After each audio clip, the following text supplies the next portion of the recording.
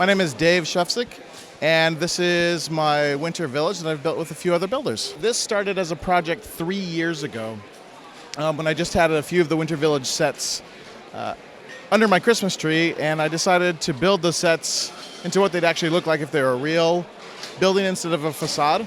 And so I expanded those, and it quickly took up more room, and I needed a center square.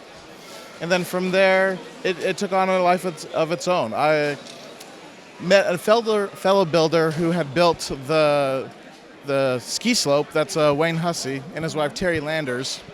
And we combined forces to create this giant, magical winter village. Yes.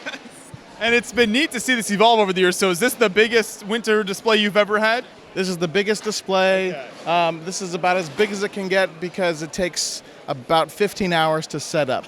Wow. It breaks into central squares that we can transport into boxes, but everything along the edge, every tree, all the different little snow petals on the ground, that's all done by hand and then picked up by hand after every convention. Very impressive. So if you want to start down here, maybe we'll just kind of make our way down, point out some of your favorite details and some of what you've included here. Sure. One thing that we like about this is all the little hidden Easter eggs we can throw into it. So we've tried to do every winter-themed thing we can think of.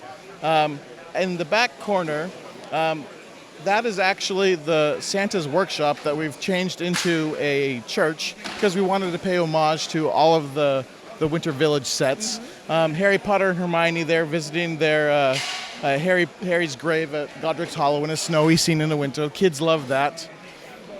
Down here is all the exclusive Star Wars holiday minifigures that's very popular with the collectors when they see that. We also keep an eye on those so those don't walk away.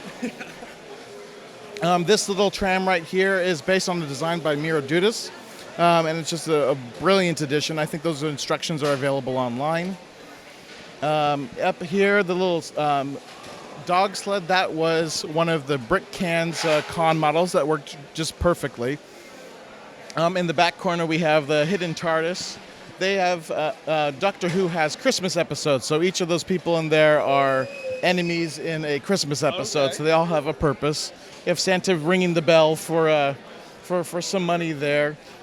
This clock right here is actually based off of a clock in Vancouver, Canada, in downtown that just added kind of the right ambiance. We took this to Canada, and that's when we made the Tim Hortons there, and to much applause. You knew how to appeal to the locals with that one. Oh yes. I love the new baby figure. If you look at the visiting Santa over there, you can actually have them sit on their laps. Okay. And then it's quite fun. And then lighting things up and motorizing things has been really fun. A couple of interesting techniques that we've invented for this. The flower petals, not even taking them off the sprue, it makes for a different texture. So this can be snow, this can be, and where there isn't, it's more compact snow. Using the Nexonite blades as icicles. And the big one that everyone notices are the claws in the trees to represent snow, to kind of break up just the standard green. It really works so well. It's just those clumps of snow kind of sitting on the branches there. It does, except it hurts your fingers after you put it in. We've had a couple volunteers who have gone numb doing that. Something interesting about the trees is that they're actually all the new plants from plants pieces that are made from and sourced from sugarcane.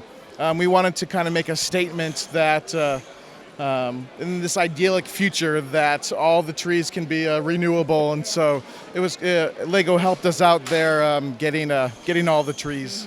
Some other hidden details. In the back we have, of course, Santa and his sleigh taking off of the roof. All of those have interiors as well. We have Hansel and Gretel at the gingerbread house. We have this little Narnia scene with Tumnus and the Ice Queen. The ones up front, we have Elsa in a chainsaw ice sculpture competition. That's quite popular. That is really neat. One of my personal favorites, right above it, is the Hoth's snowball fight. That one was really fun to do. Especially these guys holding the big ball in the front. In the back is the train station. We have a little bit of a Harry Potter there and people coming and going. To the left of that is the new fire station, which I barely had time to do and to increase in size to fit into the layout. A nice thing about here in the front, this is a Christmas tree stand, but it also represents every single version of Christmas trees that LEGO has ever included in a set or advent calendar. Really? So we tried to include every single different variant. And one of the things I like to do in my builds is include Duplo, not just as a supporting internal structure, but also to feature it. So the Duplo Christmas tree, and I also have a Duplo train that we can show you in a bit that actually is based off of the Christmas set that they had for Duplo. So do you have a personal favorite official LEGO tree over the years? I do. It's there in the middle, which is why it's all lit up brilliantly. Yeah.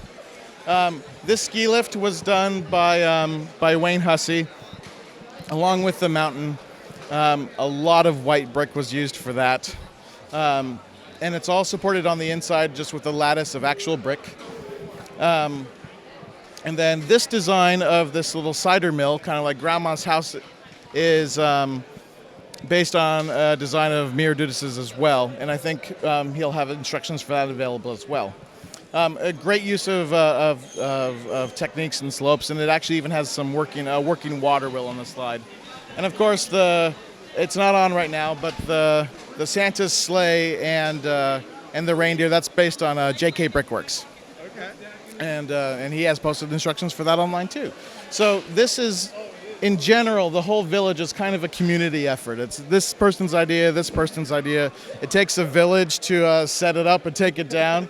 And it's always quite a fun endeavor to travel with it and see what condition it is when it arrives. Mm-hmm. And then you've had this train running around here. I know you also mentioned the Duplo one, so let's take a look at both of those then and maybe explore those a little bit.